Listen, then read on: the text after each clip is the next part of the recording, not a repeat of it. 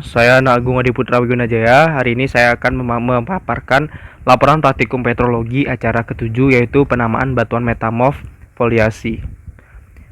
Nah, kita langsung menjelaskan ke sampel yang pertama. Nah, di sini dapat kita lihat warnanya itu berwarna abu-abu kecoklatan atau kekuningan. Nah, kemudian untuk tekstur batuannya ini sendiri, ini bertekstur foliasi slaty. Dan dapat kita lihat untuk belahannya, untuk strukturnya ini berstruktur belahan. Kemudian untuk komposisi mineralnya di sini dapat kita lihat untuk tanda panah merah di sini ada kuarsa, kemudian tanda panah biru ada mika itu sekitar 45%, kemudian ada feldspar itu yang tanda panah hijau sekitar 30%, kemudian ada pirit porphyroblast itu sekitar 10%, sangat sedikit sekali. Nah, kalau kita lihat untuk step-step penamaannya, nah di sini kita masuk ke step yang kedua. Ini mineral itu ada spesifik name-nya, atau mineral-mineralnya itu tidak ada di yang sekitar 75%, tidak ada yang mengandung 75%. Nah, maka kita lihat spesifik name-nya di sini. Nah, kita dapatkan di sini ada slits. Maka untuk penamaannya kita dapatkan nama batuannya adalah slit. Nah, kemudian untuk jenisnya dan kegunaannya dapat kita lihat di sini. Kemudian untuk sampel yang kedua, di sini warnanya dapat kita lihat di sini berwarna abu-abu coklat keemasan. Kemudian untuk teksturnya pada batuan ini adalah bertekstur foliasi pilitik. Nah, untuk belahannya sendiri dapat kita lihat di sini strukturnya itu berbentuk belahan. Kemudian untuk komposisi mineralnya di sini ada kuarsa yang berwarna putih kecil sini ada sekitar 40%. Kemudian yang tanda panah kuning di sini itu ada feldspar 10%. Kemudian ada muscovite yang berwarna tanda panah hijau 20%. Kemudian ada biotit 15% dan ada garnet 5%. Nah, kemudian kita masuk ke spesifik ke step-step penamaannya.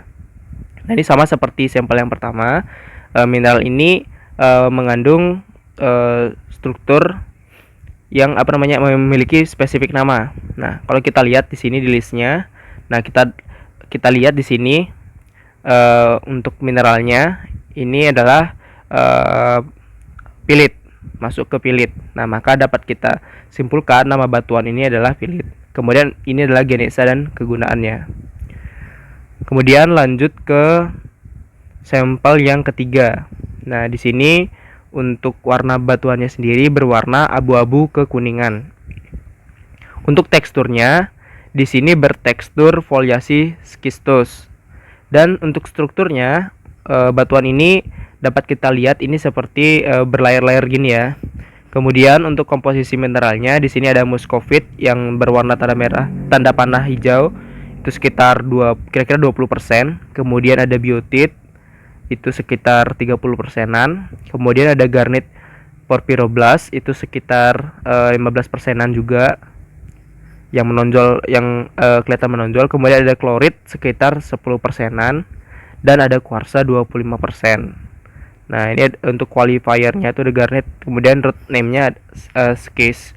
Kalau di step-stepnya nah seperti ini. Ada spesifik penamaannya, kemudian ada qualifiernya itu garnet dan root name-nya skis. Nah, maka kalau dapat kita simpulkan nama batuannya ini adalah garnet mika skis. Kemudian ini genesa dan kegunaannya banyak sekali. Kemudian kita masuk ke sampel yang keempat. Di sini untuk warna batuannya berwarna hitam keabuan, kemudian ada orange atau jingga. Kemudian teksturnya ini bertekstur foliasi gneisos. Nah, kemudian struktur dari batuan ini berstruktur berlayer. Nah, kemudian untuk komposisi mineralnya di sini ada kuarsa itu sekitar 20%, kemudian ada feldspar 30%, kemudian ada biotit yang tanda panah hijau ini sekitar 35%, kemudian ada muscovite ini sekitar 15%. Kemudian kalau kita lihat di sini qualifiernya itu kuarsa, feldspar sama biotit. Kemudian untuk root name-nya gneiss. Nah, maka dapat kita simpulkan di sini nama batuannya itu adalah kuarsa, feldspar, biotit, gneiss. Kemudian ini adalah genesa dan kegunaannya. Lanjut ke sampel yang kelima. Nah, di sini berwarna kuning kecoklatan. Kemudian untuk teksturnya di sini foliasi migmatit yang seperti berbentuk ular ini. Kemudian untuk strukturnya di sini berstruktur vein. Kemudian untuk komposisi mineralnya di sini ada kuarsa sedikit sekali, di sini sekitar 15%. Kemudian ada epidot itu sekitar 15% juga. Kemudian ada klorit 15% juga. Kemudian ada biotit 20% dan feldspar di sini 35%. Nah, kalau kita lihat step-stepnya di sini, ini ada specific name-nya. Kemudian kalau kita lihat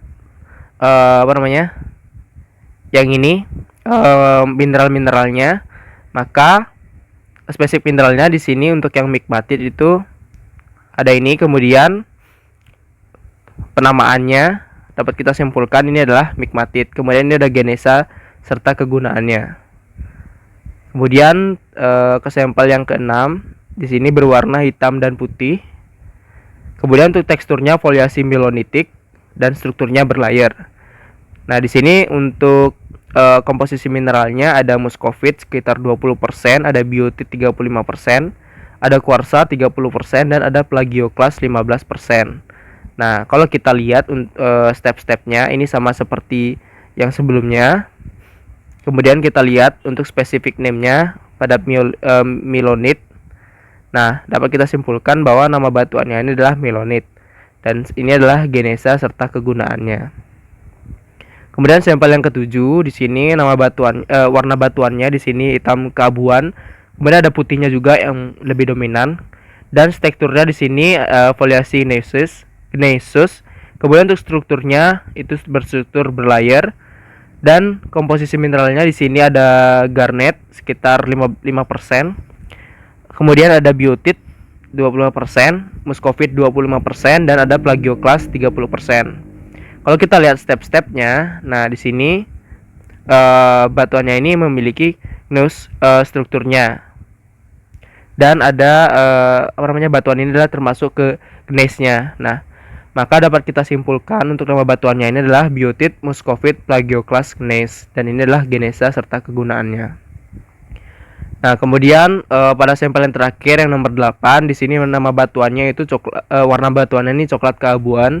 Kemudian teksturnya foliasi skistos dan strukturnya masif. Adapun komposisi mineralnya di sini kuarsa itu sekitar 30%, plagioklas 20%, biotit 10% dan ada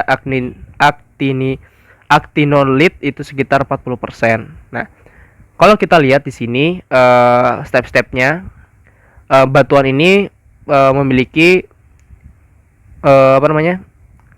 memiliki struktur skistos. Kemudian ini termasuk ke batuan skis. Nah, ini untuk qualifiernya itu plagioklas, kuarsa dan actinolit dan root name-nya itu skis. Nah, maka dapat kita simpulkan penamaannya ini adalah plagioklas, kuarsa, actinolit, skis. Kemudian ini genesa serta kegunaannya. Baik, sekian pemaparan dari saya. Ini adalah daftar pustaka yang saya gunakan. Terima kasih.